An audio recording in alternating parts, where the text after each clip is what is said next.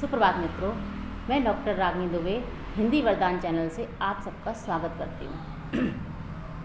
आज से हम तैयारी करेंगे assistant professor TGT PGT Hindi विषय से। आज हम आपके लिए लेके आए हैं कुछ अलग तरीके से पढ़ने का एक तरीका, जिससे कि हमें चीज़ें याद हो जाएं। अगर किसी से रिलेटेड करके हम कोई चीज़ पढ़ते हैं तो वो हमें जल्दी याद हो जाती है। तो हम ये कोशिश करेंगे कि हम अलग अलग तरीके से किसी चीज़ को दूसरे विषय से जोड़ के पढ़ें तो हमें ज़्यादा याद होगा और बहुत जल्दी असिस्टेंट प्रोफेसर और टीजीटी पीजीटी की परीक्षाएं होने वाली हैं। चलिए तो आइए देखते हैं कि हम कैसे पढ़ते हैं। सुप्रभात मित्रों, आज हम बात करेंगे आदिकाल के नामकरण की। आदिकाल के नामकरण को किसने क्या कहा है अभी तक हम लोगों ने बहुत बार पढ़ा है, लेकिन आज हम कुछ अलग तरीके से पढ़ेंगे। हम चीज़ों को जोड़ के पढ़ेंगे एक दूसरे से। जब जोड़ के पढ़ेंगे तो वो चीज़ें हमें क्या हो जाती हैं, याद रह जाती हैं। चलिए देखते हैं कि ग्रियर्सन ने आदिकाल को चारण काल से संबोधित किया।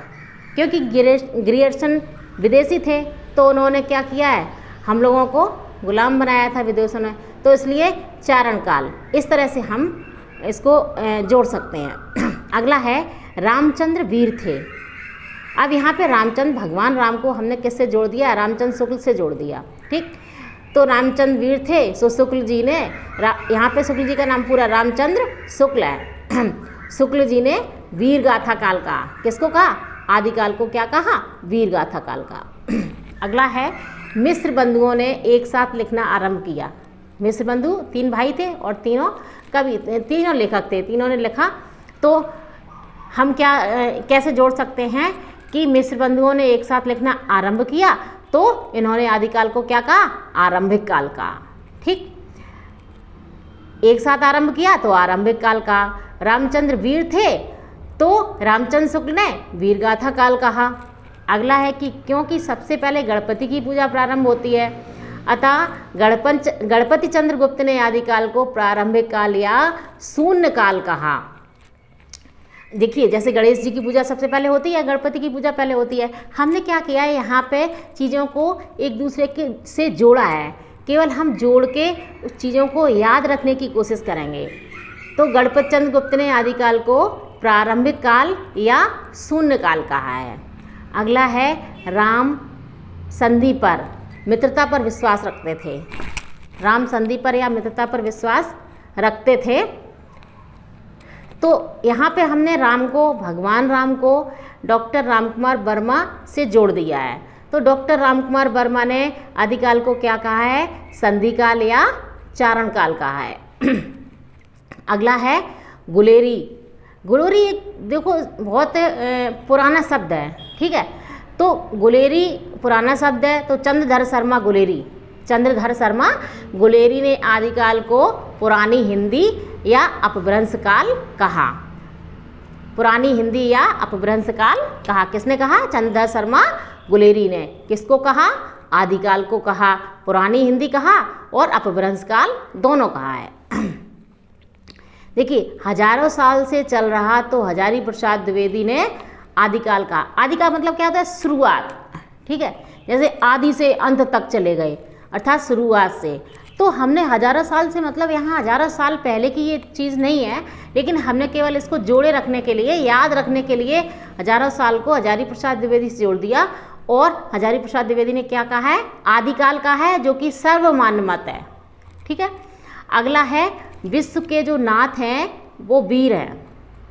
विश्व के नाथ हैं जो वीर है, कौन है, भगवान शंकर हैं। लेकिन यहाँ हमने विश्व के नाथ को किससे जोड़ दिया है, विश्वनाथ से जोड़ दिया है। तो विश्वनाथ मिश्र ने आदिकाल को क्या कहा है, वीरकाल कहा है। क्या कहा है, वीरकाल कहा है। तो विश्व के नाथ अर्थात विश्वनाथ वीर हैं, तो उन्होंने क्या कहा, आदिकाल को वीरकाल कहा है। मोह ही इस संसार का आधार रहा है, अतः मोहन अवस्थी ने आधार काल कहा।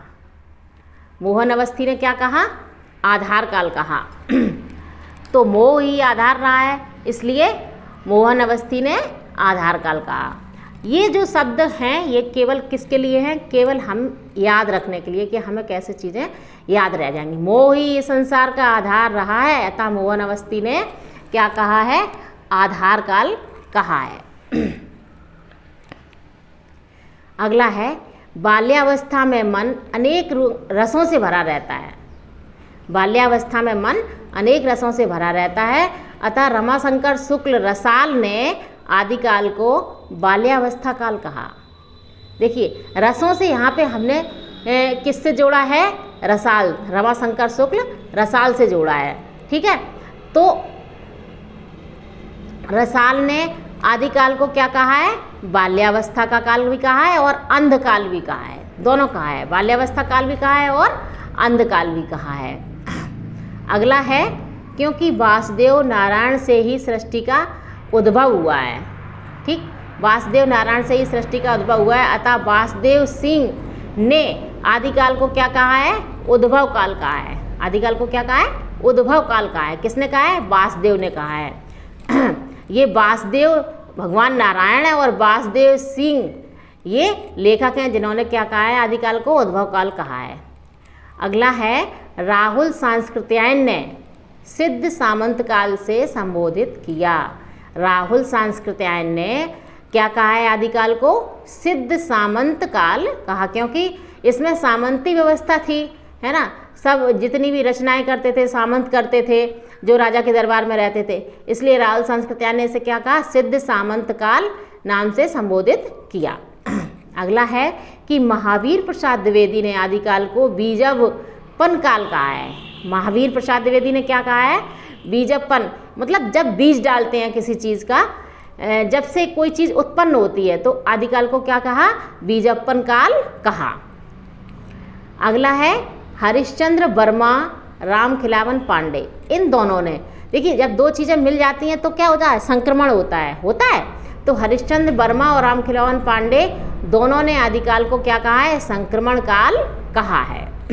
देखिए इस तरह से जब हम कोई चीज़ याद करेंगे तो हमें जल्दी याद होगी, और क्योंकि परीक्षा आने वाली है तो हमें बहुत सारे वीडियो आपको इसी तरह से बना के देने हैं। आपको ये वीडियो कैसे लगा कृपया कमेंट बॉक्स में अवश्य बताएं। अगर आपको अच्छा लगा है तो हम आगे भी मेहनत करेंगे, आगे भी आपको ऐसे वीडियो देंगे, और अगर अच्छा नहीं लगा है तो उसका भी कारण बताइएगा और कैसे अच्छा बना सकते हैं ये भी बताइएगा।